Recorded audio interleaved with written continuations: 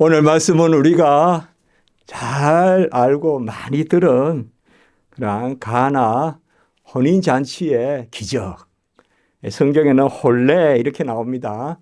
가나에 혼례가 있었는데 그때 포도주가 다 떨어져서 그 물을 예수님께서 포도주로 변하게 하셨다. 우리가 어릴 때 주일학교에서도 이 찬송도 많이 부르죠. 오늘 말씀해 보면 사흘째 되던 날 이렇게 시작하고 있습니다. 요한복음은 보면 태초에 이렇게 영원을 선포하지 않습니까? 요한복음 1장 1절에. 그런데 태초에 있고 그 다음에는 이튿날 세 번이나 나오거든요. 그리고 오늘 말씀에는 사흘째 되던 날. 예수님께서 이제 세례 요한이 세례를 주는데 예수님께서 나아가니까 그때 레위인들과 제사장들이 내려왔다. 그리고 이튿날 예수님이 세례를 받으셨다.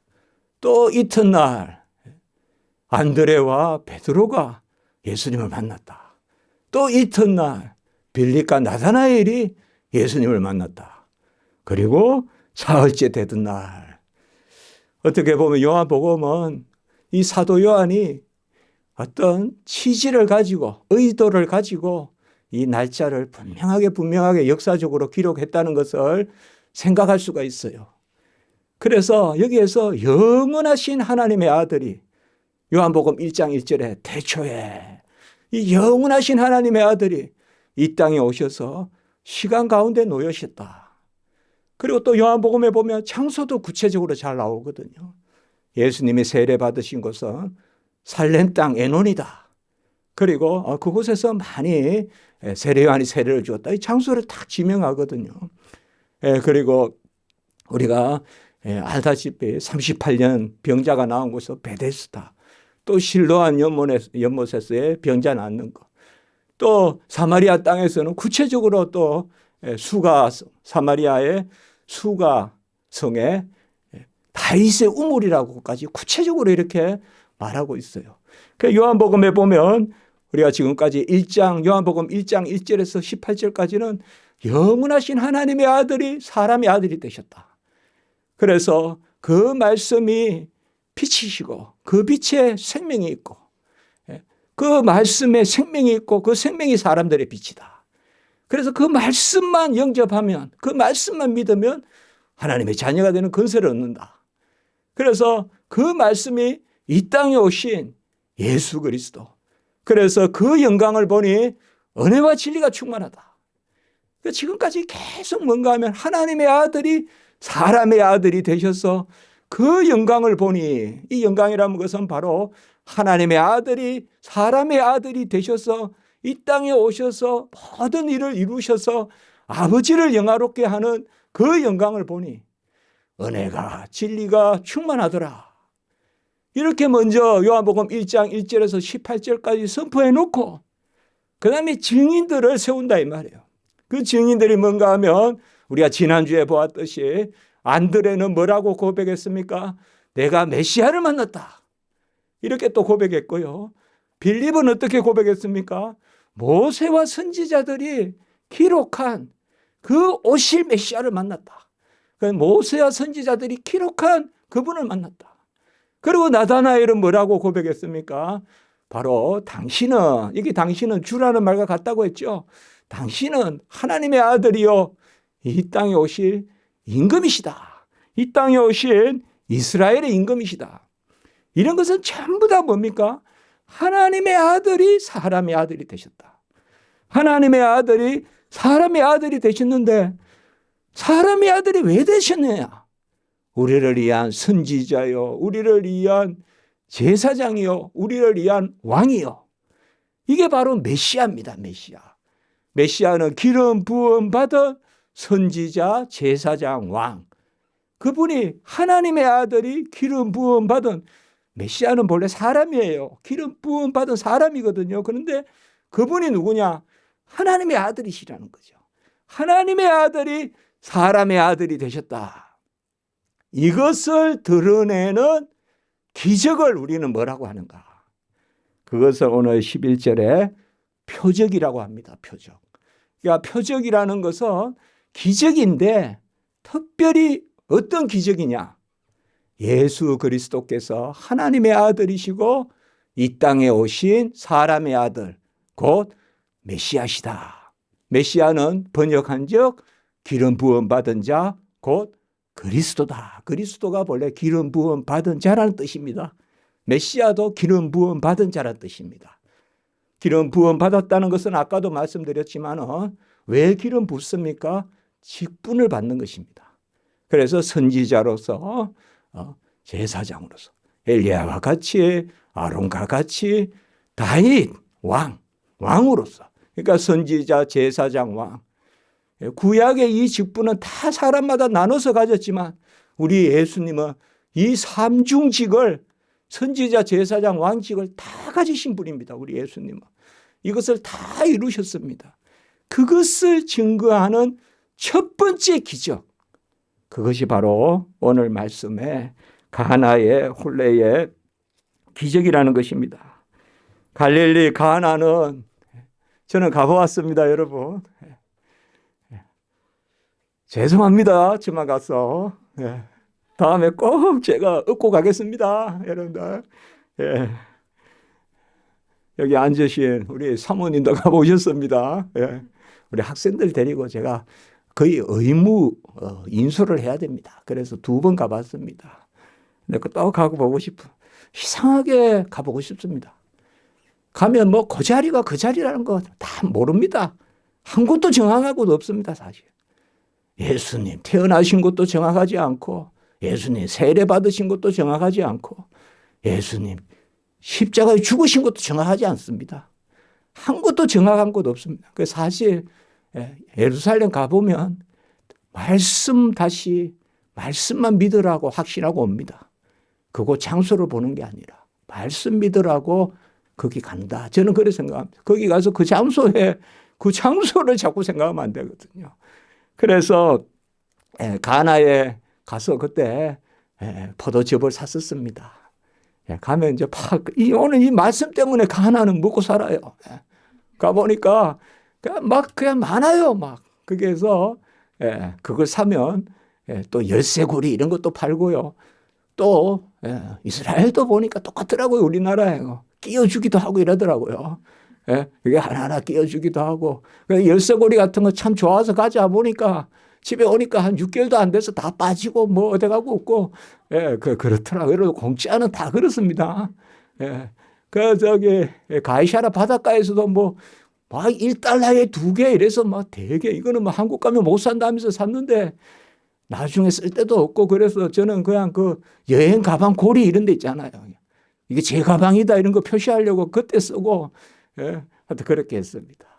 가나에 가서 제가 생각나는 것은 일단 조금 올라가는 작은 동네다. 그러니까 제가 주석에도 보니까 조금 올라가는 언덕이다. 그런데 거기는 전부 평야입니다. 평야. 바로 밑으로 보면 그게 이스라엘 평야라고 합니다. 가장 비옥하고 이스라엘 평야. 이스라엘 평야가 있고, 그리고 다볼산이 있고, 그리고 예수님이 자라신 나사렛에서는 대체로 우리로 말하면 한 몇 킬로일까요? 한 6km 정도 될까요? 6에서 8km, 한 15리, 심리에서 한 20리 그 사이에 하여튼 멀지 않습니다. 이스라엘은 큰 땅이 아니니까요. 그래서 나사렛에서 이제 가나도 또 여러분 여러 곳 있습니다. 사실은 여러 곳 있는데 이 성경에서 말하는 가나는 가장 가까운 가나일 것이다.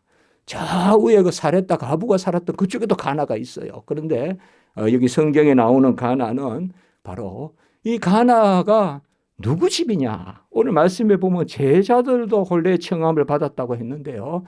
본래 가나 출신이 바로 지난주에 보았던 나다나엘이 가나 사람입니다. 뒤에 우리가 말씀에 보면 가나 사람 나다나엘 이렇게 나오거든요. 그래서 나다나엘의 집이 있었고요. 그래서 어째서 이 혼례에 예수님이 초청을 받았는지는 모르겠으되, 특별히 우리가 생각해 보기에는 마리아가 포도주가 떨어졌을 때 예수의 어머니 마리아가 걱정을 한단 말이에요. 저들에게 포도주가 없다. 이 3절에 보면 이것을 보면 아마 마리아와 가까운 그런 관계가 있다. 그럼 결국 예수님이 마리아의 아들이시니까 다 관계가 있겠죠. 그러나 정확한 거는 우리가 알지 못합니다. 그래서 제자들도 청했다는 것을 볼 수가 있습니다. 뭐 이스라엘 백성은 사실 약혼이 법적으로는 거의 혼인에 다름없습니다. 이스라엘에서는요. 정혼하면 그런데 이제 정혼하면 아직 같이 살지는 않습니다. 그러나 법적으로는 거의 부부입니다. 정혼하면. 그래서 정혼을 하고 1년 내내 혼인 예식을 거행해야 됩니다. 주로 1년 내에. 그러니까 이제 혼례를 거행하면 그날 이제 아내를 데려가는 날입니다. 아내를 데려가는 날이에요. 그러니까 그때 이제 보면 가장 결혼식에 이스라엘에서 이건 성경에 나오는 건 아닙니다, 여러분들. 근데 이스라엘 백성들이 그 당시에 하던 것입니다. 그렇게 그 미시나라고 하는데 여러분들 탈무드 이런 거 있잖아요. 그건 뭔가 하면 성경은 아닙니다. 그게 이스라엘의 전통입니다. 이스라엘 전통이에요. 우리 탈무드를 믿는 게 아닙니다. 우리는 성경을 믿습니다. 탈무드는 절대 성경이 아닙니다. 요새는 뭐 저런데 제가 옛날에 고등학교, 대학교 다닐 때 막 탈무드 막 책이 많이 나왔었어요. 탈무드 책 큰 것도 나오고 작은 것도 나오고 그래서 막 이스라엘의 지혜다 막 그렇게 했는데 미시나라는 게 있습니다. 아주 큰 법전입니다. 법전. 거기에 막 세세한 게 많은데 이 혼인에 대한 것도 많고 가장 그중에 많은 게 뭔가 하면 정결례입니다. 정결례. 이스라엘 백성은 정결례가 가장 복잡합니다. 가장 많고. 그래서 그 정결례, 특별히 혼례를 거행하는 것은 정해야 된다. 깨끗해야 된다. 그래서 정혼 후 1년 내에 혼인 예식을 하고 그리고 특별히 혼인 예식 전에는 회개를 많이 하고 회개 기도를 하겠죠. 그리고 이제 결혼식 날 공식적인 문서에 케투바라고 하는데요. 그래서 케투바 이라면 이제 이스라엘 백성 결혼했다는 뜻이에요. 그래서 이제 공식 문서에 딱 기록하면 나중에 이제 우리가 성경에 보면 뭐 이혼할 때 문서를 주로 하는 그 케투바예요. 케투바. 그래서 이 케투바라는 문서에 이제 소위 사인을 하는 거죠. 이제 오늘날 말하면 거기에 이렇게 해서 하는 거죠. 뭐 이렇게 말을 해서 그렇지 그냥 자연스러운 거겠죠. 자연스럽게 당연히 부부가 이렇게 부부임을 드러내는. 그래서 특별히 오늘 보면 이제 우리 정결 예식과 관계돼서 손을 씻는다 이 말이에요. 그다음에 그릇을 씻는다. 세세하게 다 나오는 거예요. 그릇을 어떻게 씻으라, 어떻게 씻으라. 그러니까 물 항아리가 엄청 커야 됩니다. 이게 물 항아리가. 그래서 오늘 보면 두세 통 드는 물 항아리, 돌 항아리 6이 놓여 있는지라 6절에 보면. 그러니까 제가 갔을 때도 돌 항아리 봤어요. 그게 제가 풍덩 들어가도 돼요. 커요 아주 돌 항아리가. 그건 뭐 사람이 이렇게 움직이고 하는 큰 돌 항아리인데 대체로 한 항아리에 한 60리터 정도 들어간다고 보면 이게 또 다 다릅니다. 항아리도 또 큰 거 작은 거 있는데 대체로 한 60리터 들어간다고 합니다. 그러면 우리가 뭐 2리터가 한 대니까 우리나라로 꽤 많죠. 여러분들 60리터면. 제가 교회에 저 물을 이렇게 해서 나를 때 보면 그 카트에 해가지고 한 번 물 나르는 거 그게 한 60리터 되려는지 모르겠습니다. 보통 한 4개, 5개 이렇게 해서 이렇게 나르거든요. 보통 우리가 1리터짜리 10개면 10리터고 60개면 그 많은 거예요, 그게. 저걸 한 번 제가 카트 해가지고 오늘 물고 다 넣는 거예요, 그게. 그게 한 6개가 있다, 이 말이에요. 6개 돌 항아리가 있는데, 이제, 포도주가 다 떨어졌다라고 이제 이렇게 말씀합니다. 저들에게 포도주가 없다. 그러니까 마리아가 왜 예수님께 이렇게 말씀했을까요? 그러니까 우리는 구체적인 건 알 수가 없습니다. 그러나 분명히 오늘 4절의 말씀에 보면 여자여 나와 무슨 상관이 있나이까? 내 때가 아직 이르지 아니하였나이다. 자, 이건 우리가 성경을 본 사람은 다 이 말씀이 무슨 말인지 그리고 조금 당돌하게도 보이고 어떻게 어머니를 여자라 그러냐. 예? 그렇게 생각 다 하지 않았습니까? 우리가 어머니를 어떻게 여자라 부르냐. 어머니 하고 그냥 무릎을 꿇어도 시원찮은데 여자여라고 하냐. 그리고 나와 무슨 상관이 있습니까? 내 때가 아직 이르지 아니하니다. 사실 우리가 이와 비슷한 것을 예수님이 12살 때 유월절 갔을 때 예수님이 길을 잃으셨잖아요. 예수님이 이제 못 찾으셨잖아요. 그래 다시 돌아오니까 거기에서 사내들인 그 공회 사람들하고 질문을 주고받고 아주 어려운 그냥 하나님의 진리를 이야기하고 있더라 이 말이에요. 그리고 그때 이제 어머니가 왜 따라오지 않았냐고 하니까 그때 누가복음 2장 49절에 보면 어찌하여 나를 찾으셨나이까? 내가 내 아버지 집에 있어야 될 줄을 알지 못하였습니까? 이것도 조금 우리가 보면 예수님이 왜 이렇게 조금 어떻게 보면 조금 무례하지 않냐, 조금 당돌하지 않냐 그렇게도 들리죠. 그러나 결코 그게 아닙니다. 이게 오늘 어법의 여자여라고 하는 것은 친근하게 어머니를 부르는 것입니다. 예수님이 십자가에서 마리아를 부를 때 그때 이제 예수님은 죽으시고 사도 요한, 바로 요한복음을 기록한 사도 요한에게 예수님이 마리아를 맡겨요. 의탁을 한단 말이에요. 마리아를 네가 좀 책임지라. 그렇게 한단 말이에요. 그래서 이제 마리아를 사도 요한이 보호해요. 그때 뭐라고 하면 십자가에서 바로 여자여 보소서 아들이니이다 라고 이렇게 했어요. 우리가 겟세마네에서 예수님이 기도할 때 아빠 아버지라고 기도했잖아요. 그 아빠 아버지라고 하는 아빠와 여기 여자가 같은 의미예요. 친근한 단어란 말이에요. 우리가 아빠 엄마라고 부를 때 근데 여기 이스라엘은 엄마라는 그런 단어는 없어요. 네. 그런데 그 단어에 해당한다고 보시면 돼요. 친근한 단어예요. 여러분 우리가 무슨 보면 레디스 젠틀맨 막 이렇게 하고 레디란 말이 상당히 높인 말이에요. 아주 높인 말이에요. 레디란 말이. 그런데 그냥 그건 입에 발린 말이잖아요. 안 그렇습니까? 호칭이라는 게 그냥 높이 신사숙녀라고 한다고 해서 높이는 말입니까? 그렇잖아요. 호칭은 진심을 가지고 부를 때 높이는 거지. 신사숙녀 여러분 이건 입에 발린 소리잖아요. 레디 젠틀맨은. 레디란 건 아주 높은 뜻이라고 했어요. 아주 어원적으로 귀한 단어입니다. 그게. 그렇게 볼 때 여기에 여자여라는 말은 우리가 투명하게 보일지 몰라도 가장 깊은 정을 담고 있는 우리가 십자가상에서의 호칭이라고 생각하시면 돼요. 그 호칭이 여기 나온다 이 말이에요. 여자여 내 때가 나를 아직 이르지 아니하였다. 나와 무슨 상관이 있습니까? 근데 이거는 일단 이렇게도 볼 수가 있어요. 어머니와 나와 이 사람들하고 무슨 상관이 있습니까? 이렇게도 볼 수도 있어요. 그 사람들이 일이지 우리 일입니까? 이렇게도 볼 수가 있어요. 그대로 읽으면요.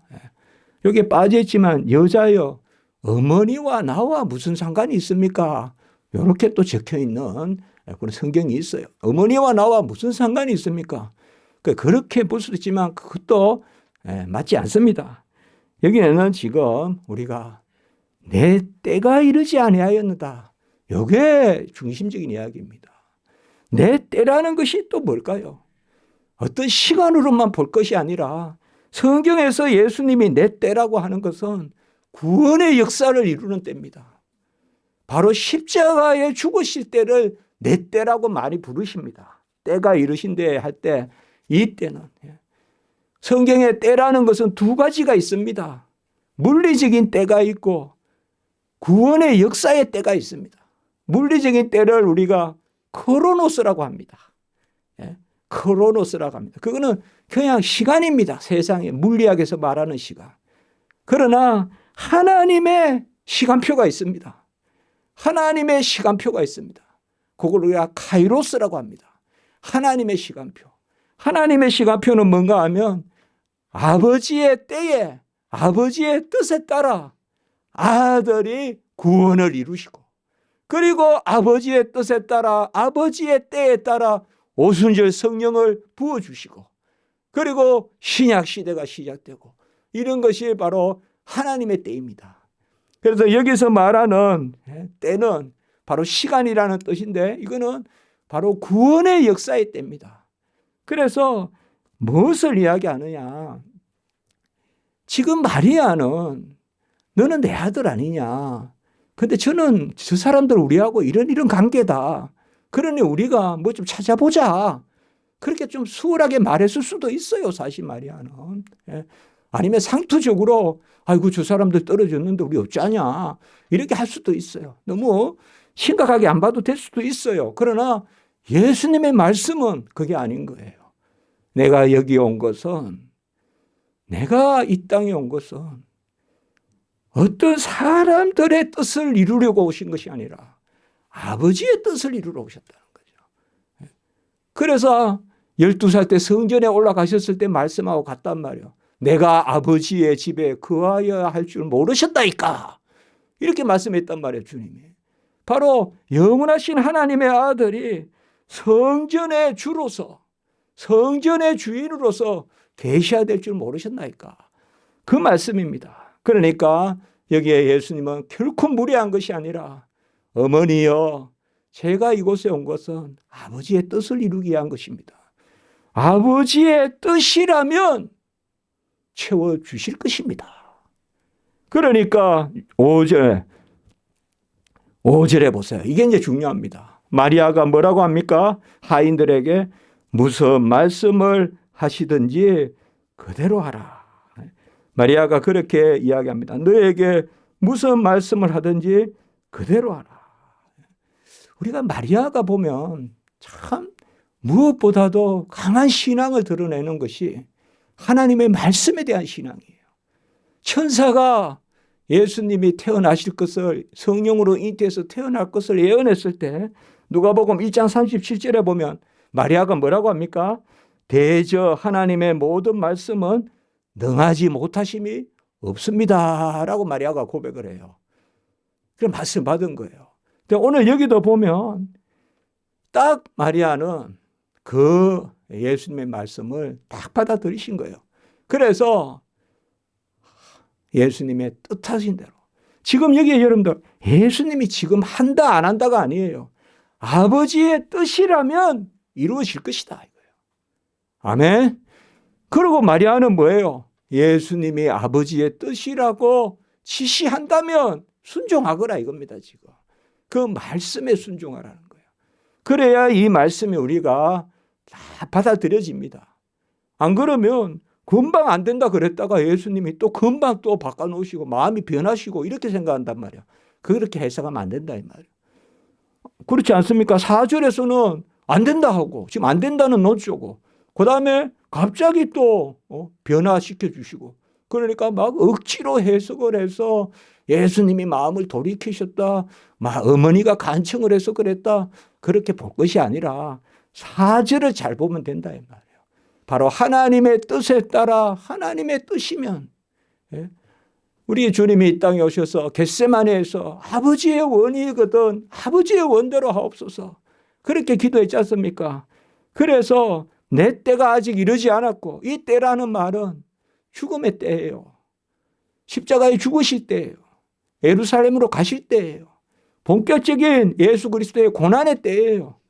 그런데 아버지의 뜻이면 이루신다. 그래서 마리아가 말씀대로 하라는 거예요. 그러니까 마리아는 여기서 예수님의 말씀이 안 된다라고 들은 게 아니다 이 말이에요. 안 된다라고 들었으면 그냥 알겠습니다라고 했겠죠. 그런데 뭐예요? 예수님이 아버지의 뜻이라면 이루실 것이다. 그렇게 우리가 말씀을 받습니다. 그래서 이제 돌 항아리에 6에다가 시키는 대로 합니다. 이제 예수께서 그들에게 이르시되 항아리에 물을 채우라. 항아리에 물을 채우라. 이 물은 본래 정결을 낼 때 쓰는 거예요. 다 끝났어요 이제 잔치가. 정결되는 그 전에 씻는 거예요. 왜 물을 채웁니까? 그 물 채우는 일이 보통이겠습니까? 그것도 막 오늘하고 그냥 수도 그냥 털면 물이 나옵니까? 그거 다 채워야 됩니다. 다 순종하는 거죠. 순종하는 거예요. 그러니까 아마 마리아가 여기에 마리아가 한마디 하면 하인들이 순종하고 이런 걸 봤을 때 마리아가 비록 비천하게 사셨어도 거기에 어떤 마리아 가문이나 이런 데가 비천한 가문이 아니라는 걸 알 수도 있어요, 우리가. 그러나 너무 생각하면 안 되고요. 이런 말씀에서 막 그런 거 가지고 소설 쓰듯이 하면 안 돼요. 그러나 그렇게 생각해 볼 수 있다 이 말이에요. 그러니까 마리아가 이야기하니까 하인들이 그렇게 일을 돕는 사람들이 그 항아리에 물을 꽉 채워서 어디까지 채우냐? 예수님이 아기까지 채우라. 충만하게 채우라 이 말. 그래서 아기까지 채운다 이 말. 꽉 차게 채웠다 이 말이에요. 물이 꽉 차게 채우고 그리고 8절에 보면 떠서 연회장에게 갖다 주라라고 이야기합니다. 예, 연회장이 이제 누구겠습니까? 전체 그 가문의 대표겠죠. 그래서 그날에 혼례를 주장하는 거죠. 우리가 뭐 오늘날 혼례는 뭐야? 부모가 주장하겠죠. 부모가 혼례를 주장. 양과 부모가 대표로 인사하지 않습니까? 양과 부모가 의미가 있는 거예요. 우리가 혼인 예배 드릴 때 양과 부모가 사실 여기로 말하면 연회장이에요. 혼례장이라고요. 그래서 갖다 주라 하니 연회장이 9절에 보면 물로 된 포도주. 그래서 제가 오늘 이 제목을 이렇게 잡았습니다. 같이 합니다. 물로 된 포도주. 이것은 뭐 다른 말이 아닙니다. 그냥 홍가한 여러분, 믿음 없이 성경을 보는 사람들은요, 우리가 그 자유주의 신학자라고도 하는데요. 온갖 막 다른 이야기를 합니다. 다른 이야기를 해요. 포도주가 조금 남았는데 물을 채워가지고 묽게 만들었다는 거예요. 그래서 물로 된 포도주라는 거예요. 그러면 이게 또 앞뒤가 안 맞잖아요. 10절에 보면 최고 좋은 것을 내놨다 그랬잖아요. 앞뒤가 안 맞잖아요. 이게. 그러니까 또 뭐라 그런가 합니까? 취해서 좋은 것 나쁜 것도 모르고 먹고 이렇게 해석해요. 이게 왜 우리가 성경을 읽을 때 어떻게 보느냐. 물로 된 포도주는 뭔가 하면 같이 합니다. 물이 변하여 포도주가 되었다. 그 말이에요. 우리는 그렇게 믿잖아요. 이게. 우린 기적을 믿는단 말이에요. 성경을 보지만 기적을 안 믿는 사람이 있단 말이에요. 오늘 이 표적을 안 믿는 사람이 있다. 전부 인본주의로 생각한단 말이에요. 성경을. 우린 그게 아니다. 성경 말씀대로. 물이 변하여 포도주가 되었다. 이것은 창조입니다. 누가 물로 포도주를 만들 수 있습니까? 이거는 창조의 권능입니다. 6일 동안 천지를 지으시고 마지막에 자기 형상으로 남자와 여자를 지으셨죠. 그리고 남자와 여자를 두고 그들을 위하여 에덴의 동산을 창설하셨죠. 그리고 남자와 여자가 서로 각각 사는 것이 독처하는 것이 좋아 보이지 아니하시니까 남녀가 한 몸이 되게 하셨죠. 사실 이 성경에서 우리가 깊이 읽을 수 있는 것은 창조 기사예요. 창세기 1장으로 가야 돼요. 2장으로 가야 돼요. 거기 1장에서 남녀의 창조, 2장에서 혼인이 있잖아요. 그 혼인 가운데 이런 혼례잖아요. 남자와 여자가 부모를 떠나 한 몸이 되지라. 그래야 부부가 한 몸이 되는, 이거는 하나님의 권능 안에 있는 거예요. 혼인은 하나님의 권능 안에 있다고요. 혼인은 또 다른 창조의 모습이에요. 창조의 완성이라고도 볼 수 있어요. 남녀가. 우리가 언약 가운데서. 그러니까 언약 가운데 혼인함이 복되다. 아멘. 그게 다 뭐예요? 창세기 1장 2장이에요. 언약 가운데 남녀가 한 몸이 되고 복되다 이 말이에요. 그 언약적 의미의 혼례에 있어서 우리 주님이 축복하시는 거예요. 지금. 그 축복의 권능을 어떻게 드러내시느냐? 바로 창조적 권능을 드러내신다 이 말이에요. 구원의 때는 아직 이르지 않았지만 구원으로 예수님이 죽으시고 예수님이 부활하시는 그때는 아직 이르지 않았지만 예수님의 창조적 권능은 지금 보여주신다 이 말이에요. 아멘. 이렇게 읽어야 된다. 가나 혼인잔치는 이렇게 읽어야 된다 이 말이에요. 예수님의 창조적 권능. 그래서 주님이 결혼의 이 혼례도 하나님의 은혜 가운데 은혜의 장벽. 그래서 우리가 주 안에서 가정을 이룸이 복되다. 이렇게 말하는 거예요. 주 안에서 가정을 이룸이 복되다.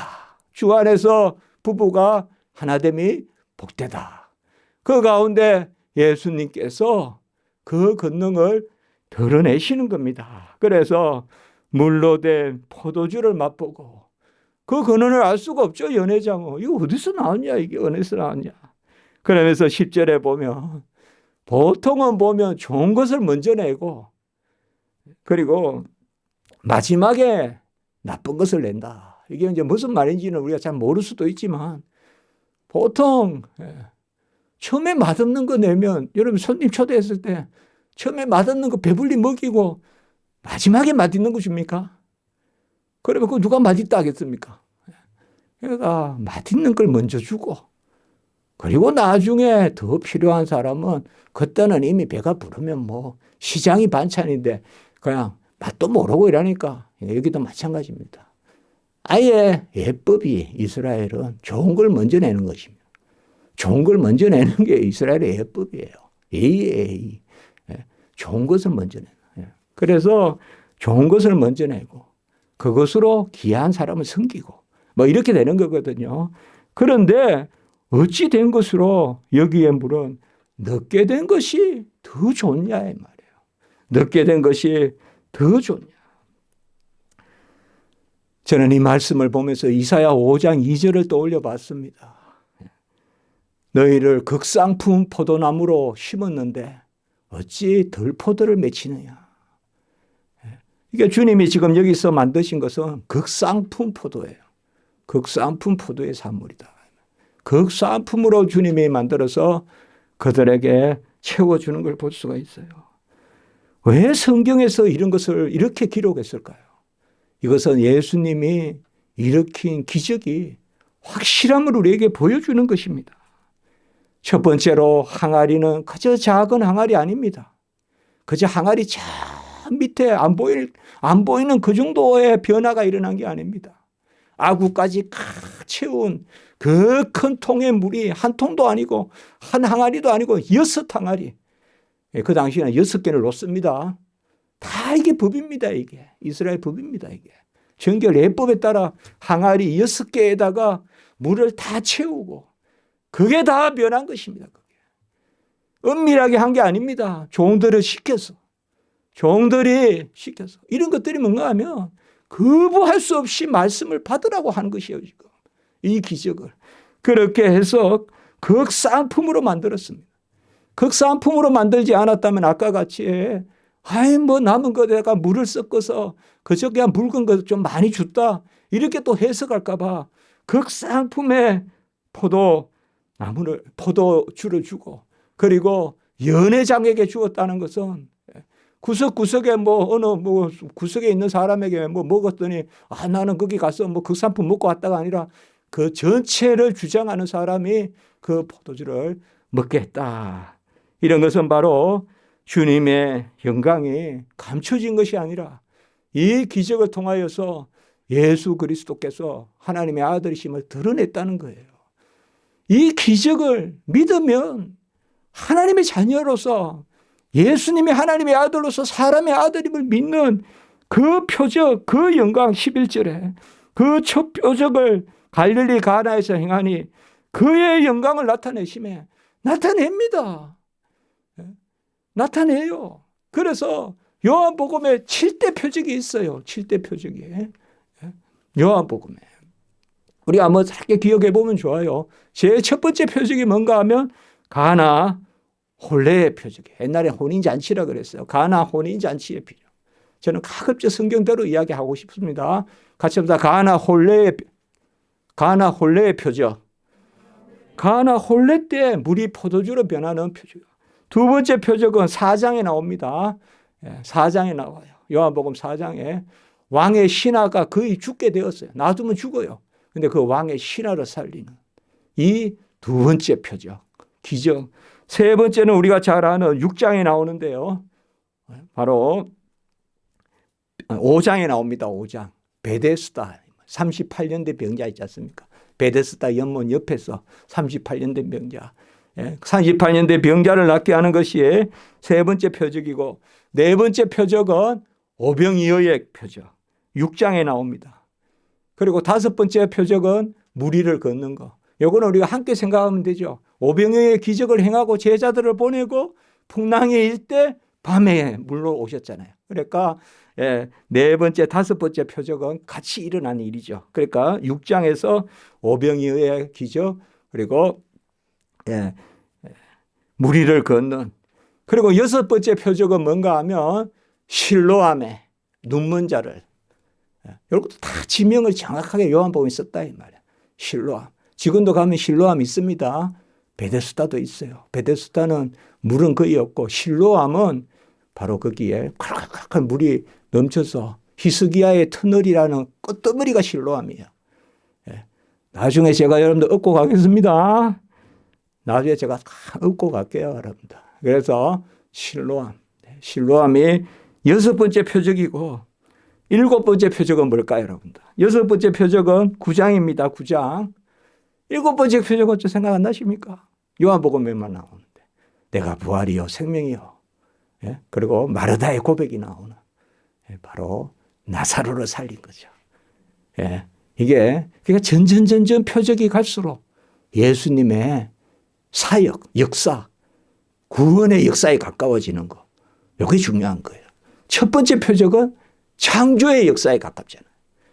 그래서 가나의 혼례의 기적은 예수님이 창조적 기적을 일으키고, 이제 마지막 일곱 번째는 뭐예요? 죽은 나사로가 나사로야 일어나라. 다 걸어서 일어나잖아요. 이것은 바로 죽고 부활하는 그런 부활의 표적이지 않습니까? 예수님이 죽으시고. 성경에 보면 점점 예수님의 십자가로 갈수록 점점 예수님이 죽고 부활하시는 그러한 비유도 나오고, 악한 농부의 비유도 보면 마지막에 아들을 보냈는데 끄집어내서 죽였어. 그런 표적이 이제 나오거든요. 그래서 이 표적으로 영광을 드러내신다. 믿는 우리는요, 믿어요, 이거를.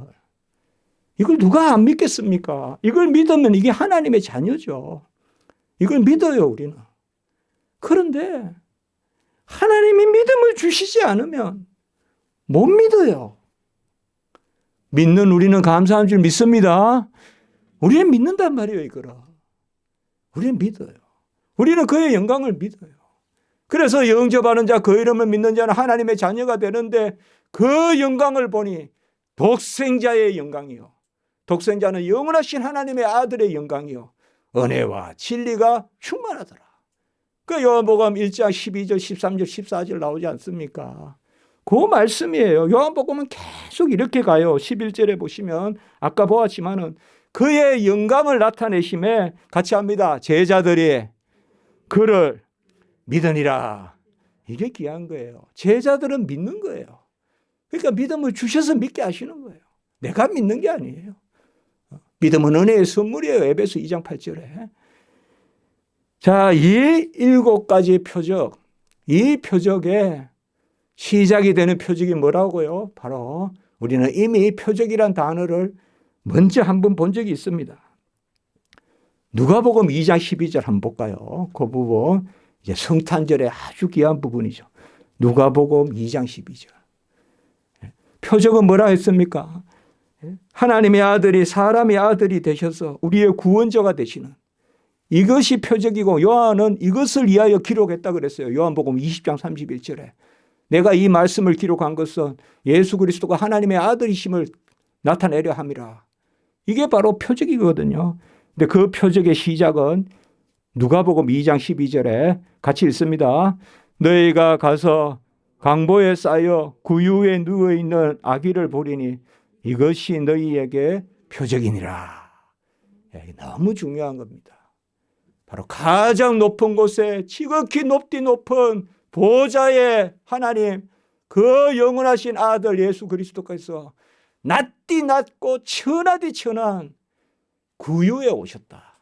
그 구유의 포대기에 강보에 쌓여있는 아기를 보리니 이것이 표적이다. 우리는 요한복음의 7가지 표적을 말하기 전에 본질적인 표적을 노래해야 돼요.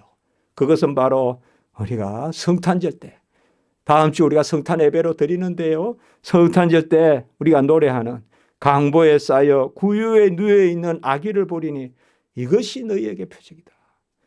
가장 큰 신앙의 표적은, 가장 큰 우리에게 기적이 되는 표적은 가장 높은 하나님의 아들이 이 땅에 사람의 아들로 오신, 우리 인간이 어떤 달나라에 가는 것보다 하나님의 아들이 이 땅에 온 것이 진정한 기적이다, 표적이다.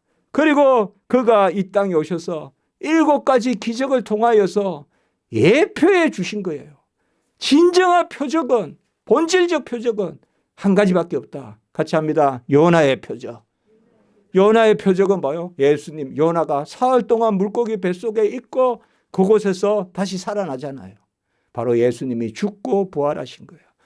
그러니까 우리는 요한복음의 7가지 이 표적, 물론 마태, 마가, 누가에는 기적이 더 많이 나옵니다. 요한복음에는 7가지예요. 이 7가지 기적은 바로 하나님의 아들이 사람의 아들이 되는, 말 구유에 강부에 쌓여있는 아기를 보리니 그것이 표적이다. 그리고 요나의 표적밖에 없다. 죽고 부활하신, 이것이 사실상 전체적으로 하나님의 아들이 이 땅에 오셔서 우리에게 주시는 독생자의 영광인 줄 믿습니다. 기도드리겠습니다. 거룩하고 자비로우신 하나님 아버지, 높디 높은 보좌를 버리시고 천하고 천한 낮디 낮은 이 땅에 오셔서 우리를 위하여 창조적 권능, 구원의 권능 보이시고 끝내 죽고 부활하시는 요나의 표적으로 우리가 그 영광을 노래하게 하심을 감사를 드립니다. 주님의 은혜와 주님의 말씀에 거하게 하시고 은혜와 진리가 충만하신 그 독생자로 그 충만한 영광으로 우리가 감사하며 나아가게 하여 주시옵소서. 이제 올 한 해도 아버지여 이렇게 저무는 시점에 특별히 우리가 다음 주간에 주 예수 그리스도의 이 땅에 오심을 찬양하는 그러한 아버지여 성육신의 예배를 드리고자 합니다. 하나님, 모든 향기가, 모든 은총이 주님이 이 땅에 기뻐하심을 입은 자들의 평강이 되시는데 그 평화가 이 땅에 충만하게 하시고 우리 모든 성도님들에게 하나님의 은혜가 독생자 예수 그리스도로 말미암아 충만하게 역사하게 해 주시옵소서. 주 예수 그리스도의 이름으로 감사하며 기도드리옵나이다. 아멘.